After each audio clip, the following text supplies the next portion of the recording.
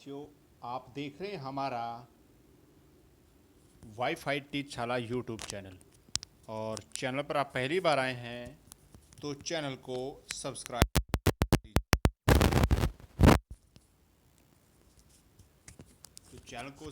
कर लीजिएगा। और डिस्क्रिप्शन में वाईफाई टीचशाला टेलीग्राम ग्रुप उसको ज्वाइन करें।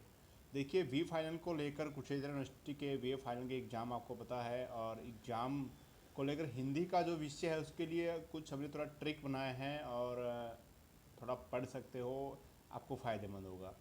देखिए, जो पहला प्रश्न होता है वहाँ पे आपको पता है,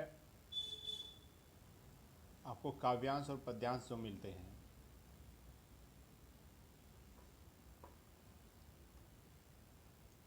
तो उसको करने का तरीका क्या है। देखिए, याद तो आप नहीं करने भाई। देखो, इसके लिए गैस भी हम नहीं दे सकते हैं। इसके लिए हम आपको थोड़ा ट्रिक बता सकते हैं। सबसे पहले आपने उसको, अपने काव्यांश को पढ़ना है। जो भी काव्यांश पद्यांश जो भी आप करोगे वहाँ से छंटनी करके चार मिलेंगे आपको। चार में से आपको जो दो करने होते हैं। अगर आप काव्यांश कर रहे हैं तो काव्यांश में क्या, सबसे पहले हम प्रसंग लिखेंगे, फिर उसके बाद ऐसे स्टार्ट करेंगे। प्रस्तुत काव्यांश हमारी पाठ्य पुस्तक हरियाणवी लोकधारा में संकलित एवं, यहाँ पे उस कवि का नाम लिखेंगे अगर आपके याद है। अगर कवि का नाम याद नहीं है तो लिखेंगे हरियाणवी लोकधारा में संकलित कवि द्वारा रचित दोहों से लिया गया है। कुछ भी लिख देना, ठीक है, जिसमें कहा गया है कि ये उन लोगों के लिए है जिनके कुछ याद नहीं होता है ट्रिक, ठीक है। बाकी जो पढ़ सकते हैं वो पढ़ सकते हैं आसानी से। और उसके बाद ये तो हो गया आपका काव्यांश का। उसके बाद आता है पद्यांश। पद्यांश में भी यही प्रसंग और ये लिखना है। प्रस्तुत पद्यांश हमारे पाठ्य पुस्तक में संकलित, ये वही बात है, द्वारा रचित कविता से लिया गया। इस संदर्भ में कवि कहता है, थोड़ा फेरबदल किया गया यहाँ पर। उसके बाद जब हम प्रसंग लिख देते हैं, उसके बाद हमें क्या करना होता है, हमें व्याख्या लिखनी होती है। व्याख्या क्या होती है, जो आपको वहाँ पे काव्यांश या पद्यांश लिखा मिलेगा उसको थोड़ा अनुवाद करना होता है, हिंद उसकी व्याख्या उसको बढ़ा चढ़ा कर लिखना होता है, उसको संपूर्ण बताना होता है, ठीक है। उसको हमें व्याख्या करना होता है। उसमें अगर आपको नहीं आता तो लिख दीजिए, उपरोक्त पद्यांश या काव्यांश में कवि के द्वारा कुछ भी नहीं आता, थोड़ा बहुत तो आपको मैच कर सकते हो ना, तो मैच करके वहाँ पे लिख दीजिए जो लिखा जाता है। अगर पूरा लिख सकते हो पूरा लिख दीजिए, ठीक है। उसके बाद हमारा क्या था, लास्ट में हम लिखते हैं व्याख्या बाद विशेष। ये विशेष अगर आपको अच्छे से याद है तो ठीक बात है, अगर नहीं याद है तो ऐसे कर लेना है। देखिए, मैं यहाँ पे क्या है, विशेष में 4 पॉइंट मैंने बना दिए हैं। ये आपको हर काव्य से पद्यांश में आपको डाल सकते हो। पहला, भाषा सरल सरल सरस एवं भावानुकूल है, ठीक है। दूसरा है शब्द चयन का सार्थक प्रयोग है। तीसरा, मुहावरे का सटीक प्रयोग है। यहाँ पे मुहावरे की स्पेलिंग पूरी ठीक कर देना, ये मुहावरा थोड़ा गलत हो गया, इसको ठीक कर देना। मुहावरों का आप सटीक प्रयोग है। चौथा है अनुप्रास आदि अलंकारों का सुंदर प्रयोग किया गया है। ये आपको बिल्कुल पास कराने का एक अच्छा तरीका है। उसके बाद प्रश्न 2 आपका आएगा, वहाँ पे पूछा जाएगा आपसे किन्हीं दो कवियों का आपसे साहित्यिक परिचय वो पूछा जाएगा। साहित्यिक परिचय लिखने का मैं थोड़ा पैटर्न मैंने बनाया है, आप देख सकते हैं। सबसे पहले देखिए, जो वेरी इंपॉर्टेंट है, मैंने दीपचंद्र और लक्ष्मीचंद को वेरी इंपॉर्टेंट दिया गया है। उसके बाद सीरियल वाइज फिर नित्यानंद, मांगेराम, भाज्य भक्त, यानी कि दीपचंद्र और लक्ष्मीचंद को तो छोड़ना ही नहीं है।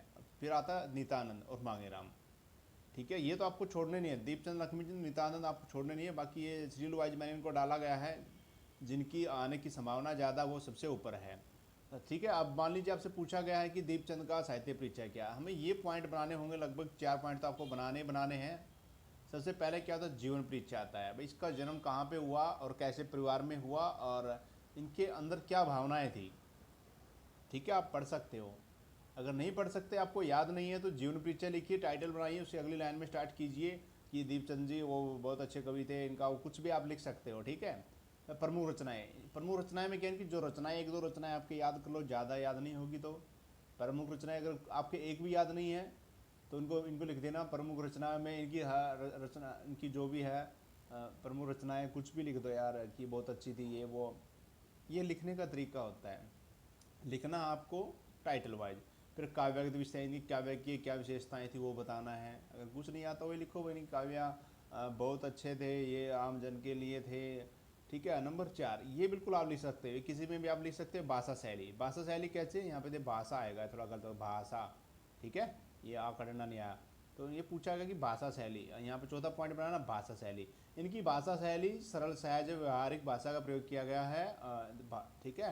अब भाषा में तद्भव शब्दों का प्रयोग देखने को मिलता है। ये बात आप लिख सकते हो पॉइंट नंबर 4 में। बाकी अगर आपके याद हो तो अच्छे से वही करना है, ये उनके लिए है जो कमज़ोर विद्यार्थी हैं, ठीक है। इनका कुछ नहीं आते, चीज़ें आपने करना है। और ये जो प्रायिकता है, सबसे पहले दीपचंद आने की संभावना, फिर लक्ष्मीचंद, नितांत, मांगेराम, बाजे भक्त, अहमद बख्श, थाने श्री, गरीबदास।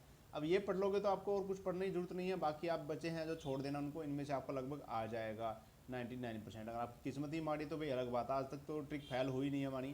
प्रश्न नंबर 3 में आएगा, इसमें पूछा जाएगा आपसे इन्हीं के बारे में, जो भी है बैन की मांगेराम की जो साहित्यिक परंपराओं के बारे में बताइए, गरीबदास की, दीपचंद की, कुछ इससे रिलेटेड प्रश्न आएगा।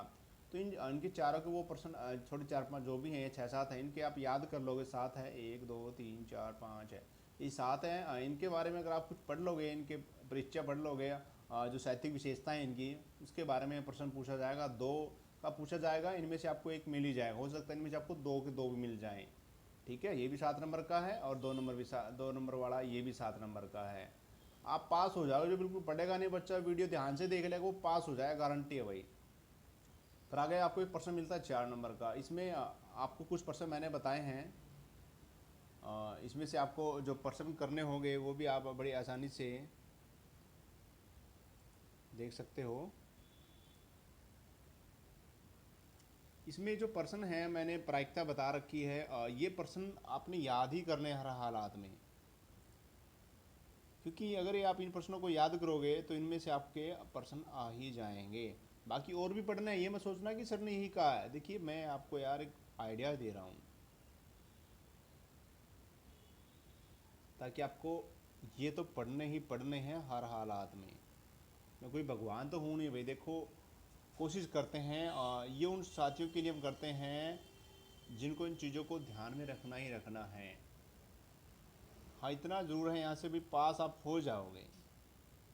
मुझे गालियाँ मत देने लग जाना यार बाद में, क्योंकि हम आप लोगों के लिए कोशिश कर सकते हैं, ठीक है। ये प्रश्न जो पढ़ोगे इनमें से आपको करने होंगे, तो बड़ी आसानी से 2 प्रश्न शायद आपको इसमें ऐसे करने हैं।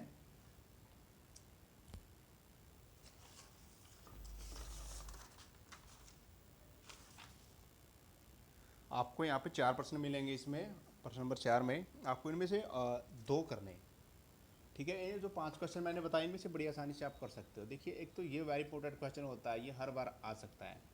अगला संक्षेपण, संक्षेपण की व्याख्या पर। कंप्यूटर तो बड़ा आसान है, इसका डायग्राम भी बना सकते हो, ठीक है। पत्रकारिता क्या है, इसका स्वरूप को स्पष्ट कीजिए, फीचर के उद्देश्य, और ये बिल्कुल जो वेरी इंपॉर्टेंट क्वेश्चन आपको बता दूं, कंप्यूटर वाला, पत्रकारिता वाला, ये 2 वेरी इंपॉर्टेंट क्वेश्चन है। क्या था आपके भाग्य में दोनों लिखे हो, वहाँ पे आ जाए, ठीक है। अगला प्रश्न है 5वां प्रश्न। ये प्रश्न आगे पीछे हो सकता है थोड़ा, ये छठा भी हो सकता है, 5वां भी हो सकता है, लेकिन यहाँ पर पूछा जाएगा आपसे, जो प्रश्न पूछे जाएंगे आपसे यहाँ पर 4.5 नंबर का एक प्रश्न है। इसमें पूछा जाएगा भाग कै में रस, ये आगे पीछे हो सकता है, कैक है। यहाँ पे रसों के बारे में पूछा जाएगा, यहाँ पे अलंकारों के बारे में पूछा जाएगा, ठीक है। यहाँ पे देखिए जो प्रायिकता है, भयानक रस, शांत रस, क्रूर रस, हास्य रस, श्रृंगार रस।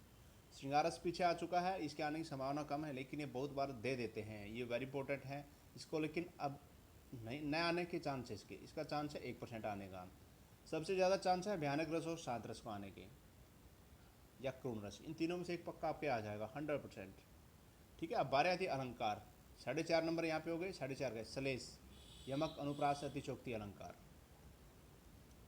ये अलंकार आ सकते हैं आपके।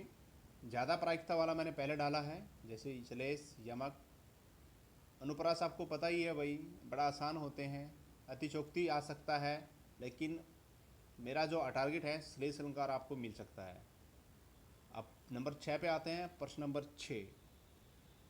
प्रश्न नंबर 6 में आपको बता दें, यहाँ पर काफ़ी प्रश्न पूछे जाएंगे आपसे, 6 प्रश्न पूछे जाएंगे, और 6 में से आपको 3 करने हैं। लेकिन यार जो मुझे मिले हैं मेरे हिसाब से, मुझे 4 ही क्वेश्चन मिले हैं। मैं कोशिश करूँ 4 में से आपके 3 आ जाए, लेकिन ये मत सोचना ये यही याद करें। बाकी भी आपने याद करने हैं, इन पर आपने जोर देना है। मुझे गालियाँ मत देना नहीं आए तो, ये मैंने जोर लगाया भाई। 3 घंटे में जाके पेपर बना है, और जिस स्टूडेंट ने मेरी हेल्प की उन्होंने बहुत हेल्प की है, जो मैंने पूछा उनसे उन्होंने मेरे को बताया, उनके लिए बहुत बहुत धन्यवाद। क्योंकि इस प्रश्न पत्र को बनाने में उस स्टूडेंट का भी हाथ है जिन्होंने मेरे को हर सूचना दी जो मैंने उनसे पूछा है, क्योंकि मेरे पास कोई बुक नहीं होती है। ठीक है, तो ये प्रश्न 6 है, यहाँ पर आपको बताया आपको 3 प्रश्न करने होते हैं, यहाँ पर आपको 6 प्रश्न मिलेंगे। ये प्रश्न 7वां भी हो सकता है, 6ठा भी हो सकता है, आगे पीछे हो सकता है, लेकिन यहाँ पे 6 में से आपको 3 प्रश्न करने पड़ेंगे।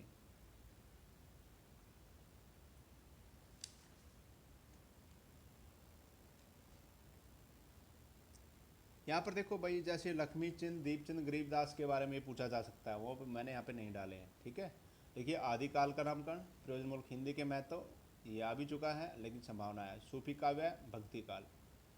ठीक है, लेकिन ये मत सोचना कि ये मैंने बताया है ये आएंगे, इनमें से आपके 3 आने की संभावनाएं हैं। जरूर करता हूँ मैं कोशिश, नहीं तो 2 आपको मिल ही जाएंगे। बाकी आप तो किस्मत अगर माड़ी ही अलग बात है भाई। प्रश्न नंबर 7 है यहाँ पर, देखिए आदिकाल की परिस्थिति विवेचन, कर्षण काव्य धारक विशेषताएं, रीतिमुक्त काव्य। यहाँ पर आपको 2 प्रश्न करने हैं इसमें 7वें में। ठीक है, जो आपको 7-7 नंबर के मिलेंगे। प्रश्न को अच्छे से करना भाई। देखो ये मैंने पूरा ब्यौरा दे दिया है, अगर आप पीडीएफ पाना चाहते हैं डिस्क्रिप्शन में वाईफाई टीचरशाला टेलीग्राम ग्रुप उसको ज्वाइन कर लो, वहाँ पे आपको मिल जाएगा। अगर आपने हमारा चैनल सब्सक्राइब नहीं किया अभी तक, सब्सक्राइब कर लीजिए भाई। आशा करते हैं आपका ये आप पास हो ही जाओगे। देखो कुछ नहीं आता जिसको, जो मैंने बताया लिखने का तरीका बड़ा आसान बताया है, पास हो जाओगे। ठीक है, जो मैंने ट्रिक आपको दी है ये पढ़ सकते हो। कंप्यूटर क्या है, संक्षेपण क्या है, पत्रकारिता क्या है, फीचर क्या है, थोड़ा बहुत पढ़ोगे पास हो जाओगे। ये भयानक रस, शांत रस, पूर्ण रस, हास्य रस बहुत आसान है। श्लेष, यमक, अनुप्रास, एक बार अलंकारों को पढ़ोगे उनकी व्याख्या आपने करनी होती है।